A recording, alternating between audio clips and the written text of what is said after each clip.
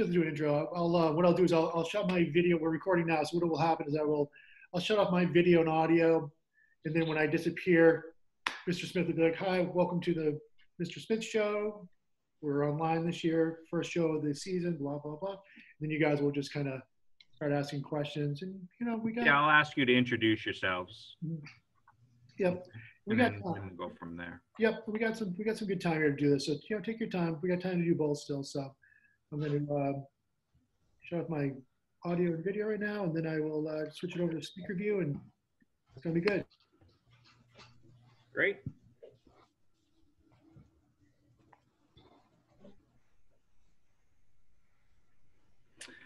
All right, well, welcome to the Mr. Smith Show. This is a Zoom version. We are welcoming back our TV Media 2 class, and each year TV Media 2 students have an opportunity to produce different shows, and one is a show that they get to meet with me, and we talk about issues that are important to students at school and things that are happening, and it's a way to inform our community, and it's also an opportunity for students to find out what's going on campus. So today we've got 3 panelists, and why don't you guys take a moment to introduce yourselves, tell us who you are and what grade you're in. I'm Jagger, I'm a sophomore. I'm Max, I'm a sophomore. I'm Alex, and I'm also a sophomore. All right, well, welcome, guys, and I hope that the start of this school year has been good for you. I know it's certainly a little different, but the good news is with it being hybrid, it's been an opportunity for some students to be in school as well, which has been great. And, we're hoping that if things continue to get better, that we can see some improved opportunities as we go. I know that you guys have put together some great questions, and I want to have an opportunity to answer those and perhaps some follow-up questions that come from that. So who has the first question today? I do. How is COVID affecting the lives of teachers and faculty? Well, so, it's interesting. Obviously, it's a global pandemic, and I think that it has impacted everybody. It has impacted some of our teachers and our faculty members on a personal level. I do know of some cases in their extended families of some people who have contracted it, some people who have had some complications as a result. So, when they say that no one is immune, no one is immune.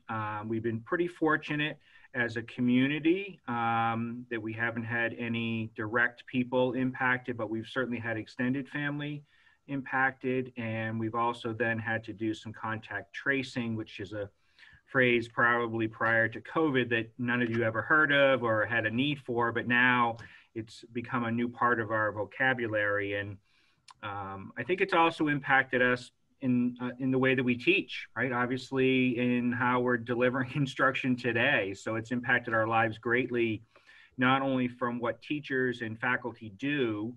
I think we have to think through our daily lives a lot more than just get up and go. And I think obviously with teaching and learning, we've had to look at it from a really different perspective of using our technology effectively, looking at different ways to get information across, whether that's a student who's working remotely or a whole class or a split group. So I think it has impacted not only their personal lives, but their teaching and professional lives as well. A lot of our teachers took a ton of professional development this summer. It was certainly a much different summer for many teachers. Most of our teachers do some type of training or professional development over the summer, but it's usually spread out. This was pretty consistent. Pretty much every week, a lot of people were engaged in a lot of different things, looking at some of the newest apps that hopefully this year some of you will get to participate in. So it has definitely impacted them. And then I think the final way it has impacted their families is many of our faculty also have kids, right? They have kids in school as well. And sometimes it's in our community, but sometimes it's in different towns. And so it's impacted them that way, where they've had to look at, okay, how is this going to work for my going into school on these 2 days? And then I've got my own kids at home who maybe go to school in Westwood. And how is that going to work for their days? So they've had to, really, I think, figure out a lot of scheduling issues, which in the past may have not been an issue, but now they are. So there's just a lot of moving parts. That being said, I'm really proud of what the faculty and the staff have done. We missed you guys tremendously. And so as a result, we feel that this is a great positive step, albeit it's not the way that we used to do things. I'm not sure we'll ever get back to that. But I think that it's still a positive that we're here and we're doing this. Can I ask a quick follow-up? Yeah, sure. What do you mean by you're not sure we'll ever get back to normal? What I mean by that is I think that we'll eventually get back into class 5 days a week, but that may not be until next fall. I think we'll probably look at the way we teach a little bit differently. We probably will do maybe some more online stuff, maybe a combination of some hybrid teaching might take place in some situations. So I guess the old way of doing things will still have some adjustments even once we receive a vaccine and we're kind of looking at a different route. I just think that education as a whole, not just at DS, but as a whole is going to probably look a little different. I think I could see us offering students in-person classes with some other additional remote options or some online options. We currently offer VHS, and every year a handful of students take advantage of it for upperclassmen. I can just see more students doing that. So that's really what I meant. It doesn't mean that we're not, coming back to school full time at some point, because I think that we will. In fact, I know we will, but it'll look different in terms of how schooling looked a couple years ago. All right, thank you. My next question is, so how have you been working with the high school and middle school administration to, coordinate and create these regulations that we have to follow? Like, can you give us a glimpse into the process that went into it? Yeah, excellent question. So one of the things, and you've probably heard me say it when I'm talking to students, we really have relied on the medical professionals. We've relied upon our lead nurse, our school-based nurse, but then our respective boards of health. So there are doctors who are members of the respective boards of health in Dover and in Sherborne. And we lean on them for their medical advice in terms of telling us, what are some precautions we need to take? What type of PPE do we need to have? Masks, gowns, face shields, social distancing, all those things. So really back in the spring, we had formed a task force, and it had several different areas. And one was health and hygiene. And the administration worked closely with the boards of health and the lead nurses, as well as the Department of Public Health, which is a statewide medical board, to look at, in order for school to reopen, what are some things we need to have in place. So obviously, the obvious ones are, we'd have to set up opportunities for students to be able to socially distance. So your desks are a certain length apart. We'd have to have all students wearing masks and faculty as well. We'd have to have a situation where if somebody didn't feel well, they had another place they could go. We had to set up outdoor classroom spaces because, as you know, indoor spaces are more susceptible to acquiring COVID. Doesn't mean you can't get it from being outside, but it just means when you're outside, you have better opportunities because of airflow and because of space. You can simply separate a bit. So we worked all spring and all summer with them. They developed guidelines. The district then put out a reopening guideline and had a health and hygiene document that was about 45 pages. A little dense, but just goes to show you how much stuff we had to consider. And by going through it, we also then had to train our teachers, and we subsequently had to send information out to students. We had to send information out to parents. And that's kind of, where we are. And this will keep evolving. We'll have to keep reminding people of, what we're doing well, what needs to improve. But it's really a pretty thorough process that came from the medical professionals. I'm a high school administrator. I understand education. I am not a medical doctor. And therefore, we had to lean on the professionals that talk to us and things that we do know about COVID in terms of how does it, spread? What are some things that we can do? And there's some of the basics that I think you saw in Ms. Keegan's, the 3 W's, and some of them are really just very, very basic. And then others, we had to also look at our ventilation system. It's probably something you've heard through the news that some older schools that have poor ventilation have either had to stay remote or they've had to do some massive repairs. We have been pretty fortunate in that our ventilation system works pretty well, but we even brought in an independent audit to make sure that everything is working as it should. So a lot of moving parts just to make sure that we could get students on campus 2 days a week. Thank you Thank for you. that response. Once we hit like the colder months and we can't be outside as often, how are we going to do stuff like lunch and break? Yeah, Max, it's an excellent question, and it's probably something that does keep me up at night. We're fortunate right now. We've had such a great stretch of weather where, you guys can go out, passing time. One of the advantages we have already is that we're a campus, and I think that we benefit from that in terms of our science classes are in the middle school wing, so you're constantly going out. Now, when the winter comes, it's going to be much more difficult to have large groups outside. So what we have done, our cafeteria is socially distanced and set up to handle about 60. The middle school gym, if you have not been over there, is also set up as a makeshift lunch space with another, I think, 70 spots. And then in addition, we also will be assigning classrooms, and then keep in mind we use our 2 lobbies. So we think between those 4 to 5 spaces, we'll have enough room where kids can be comfortable and not freezing, and you can, eat your lunch socially distanced in a safe environment.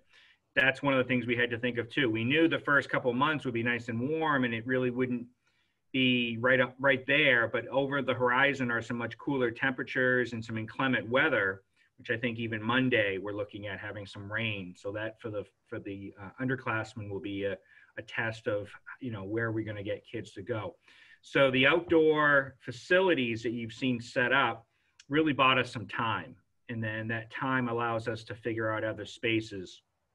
The advantage we have, Max, is because we only have half the building in, we really can spread things out a little bit more. I mean, picture us having 670 kids in our building. It would be tight, especially if we're trying to adhere to social distancing and all those safety pieces. So that's why it's not likely that high school will return anytime soon to 4 days a week, just because of the space. Thank you.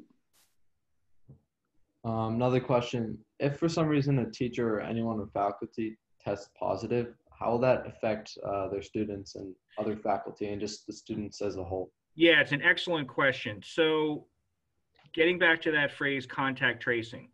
So the state, as well as our local boards of health, using CDC guidelines, using Department of Public Health guidelines, have determined that a teacher who contracted it, it wouldn't necessarily mean that the entire class has to quarantine. It certainly would mean some members might, depending upon where it is they sit or where the teacher was or the exposure. The teacher would obviously have to, if they have symptoms, stay home, get tested, show verification of a negative test. If they tested positive, then obviously they'd have to be out to 2 weeks, and then they have to follow all those guidelines.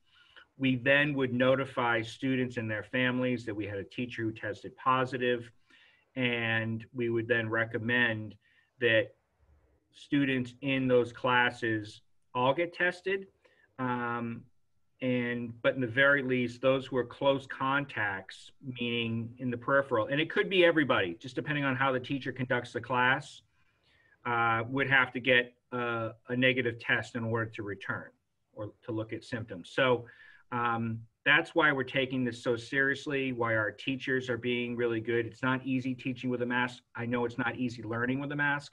It's not easy teaching with a mask either, but that is what enables us to be here in school. And so people are like, well, if that's what it takes, then that's what it takes. So there is a whole set of protocols, Jagger, that we have to follow if that then takes place. And we turn that over to our nurses and then the respective boards of health who have a whole set of guidelines. Our teachers are being extremely careful and cautious, and will never, jeopardize putting kids in a bad place with potential. Now, is anything foolproof? No, it is not. Can we say for sure 100% that we will not have a case here at the high school? We can't say that. That's what we're shooting for, but we can't say that just because we know how this disease does impact, how this virus impacts people. And you could be at a convenience store, you could be somewhere different, not even school-based, and you could contract it, right? So that's what we're doing. And it could have an impact on students, but we also don't want to make people over anxious about that either, because we think that if we're doing all that we should with our PPE, washing hands, socially distancing, being smart and using common sense, we think that we can also maintain full safety and hygiene. Thank you. All right, thank you. And final question. The administration has mentioned that they aren't quite satisfied with the current level of social distancing between students during periods like break and lunch. How are you guys planning on enforcing the social distance policies during these periods? Yeah, it's a challenge. I think that classes are structured the way they are, so it's pretty easy.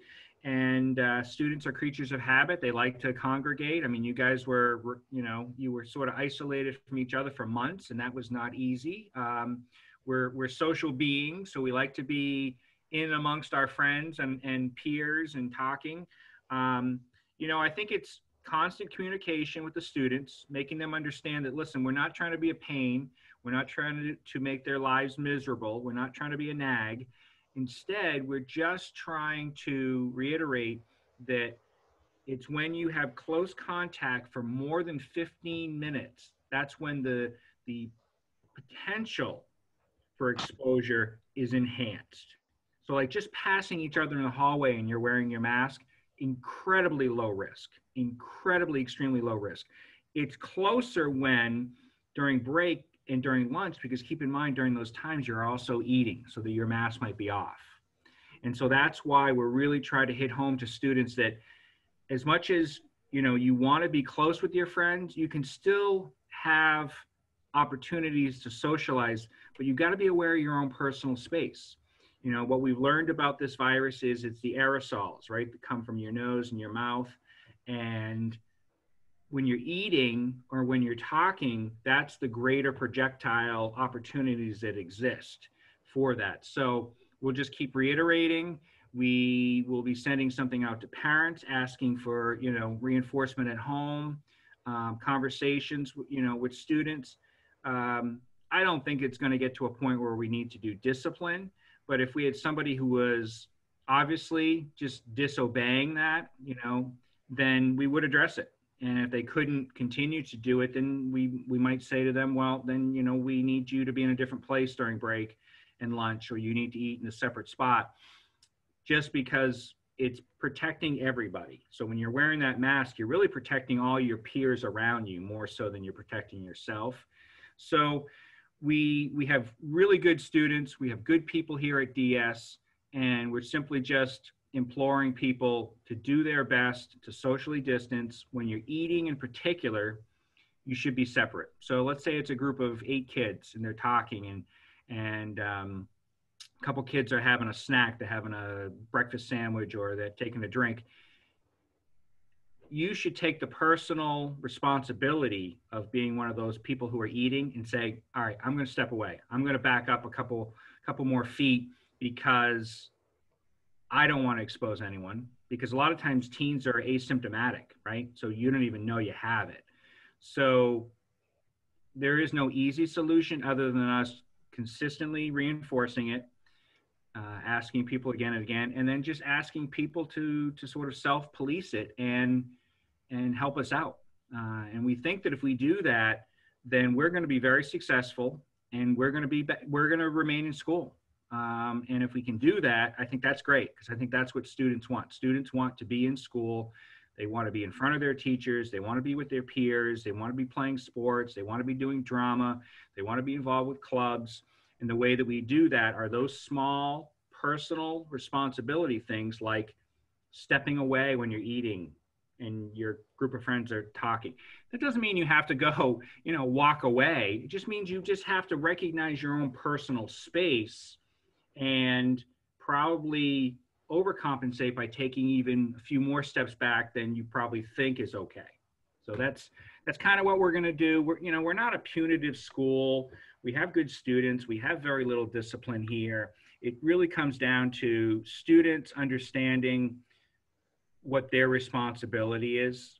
And I think if we do that, Alex, I really think that we can be very successful and remain in school for the foreseeable future.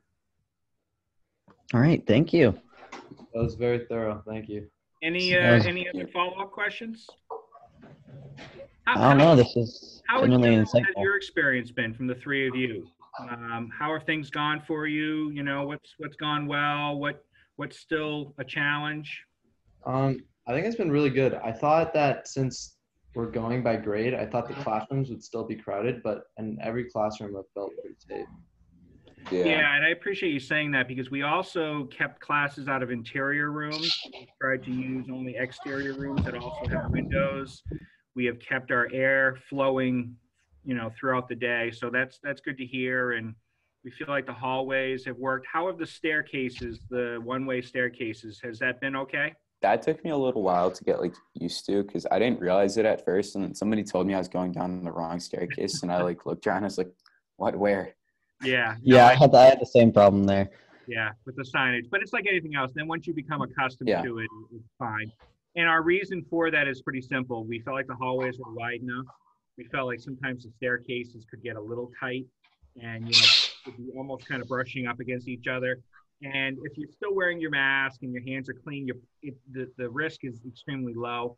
But we didn't want some people to feel uncomfortable by that, right? Because different people have different levels of comfort with this virus, and we wanted to try to be respectful for that. Anything else that you wanted to kind of point out that's either gone well or surprisingly positive? I'm not sure if it's intentional, but I haven't had any classes over 18 kids.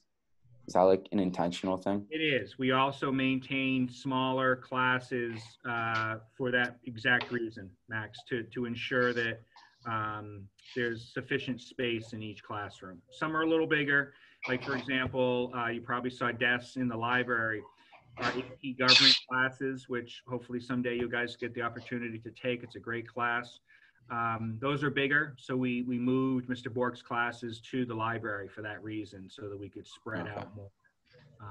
And that's the reason for this. We feel like, hey, if we can manage teaching and learning, and you guys can become educated during this time, just think that when we have the vaccine and we return to the new normal, whatever that's going to look like, it's going to seem pretty easy compared to what we're doing now. And one more thing, I really like how you can leave during last two ADRs and you can stay for first period. Do you think you guys are going to keep that after COVID? Yeah, so after COVID, we feel as though we will keep that, because not only with changing the start time, but if you remember, Jagger, last year we also allowed for freshmen, sophomores, and juniors to come in late if you had a first period DR, seniors obviously too. We feel like for this year in particular, letting you come and go is good, because the less density in the building, the better, okay?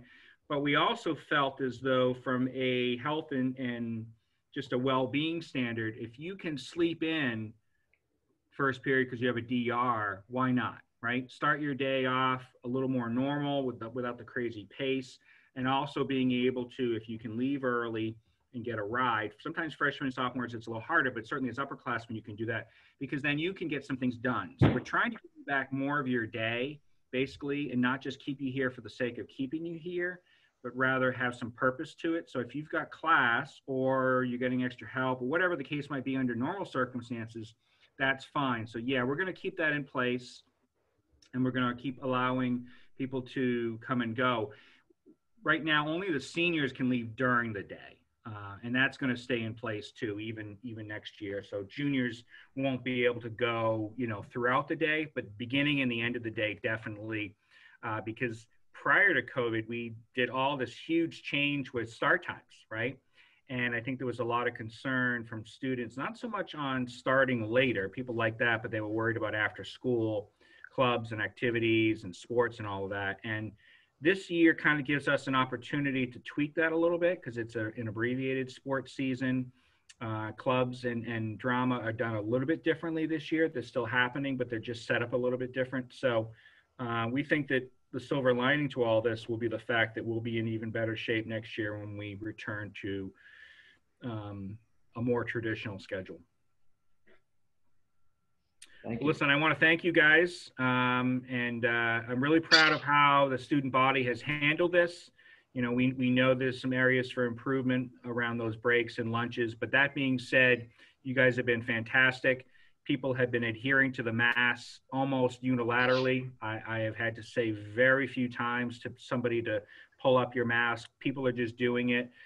Really appreciate that. It's helping to keep everybody healthy, and if everyone's staying healthy, we're in school, which is where you guys belong and where we belong. So kudos to you as a student body. You guys always do rise to the occasion, and I'm really grateful and honored to be part of this school. And I think that with continued improvements, we're going to have a great school year. So thanks, guys. Thank you. All right. Thank you.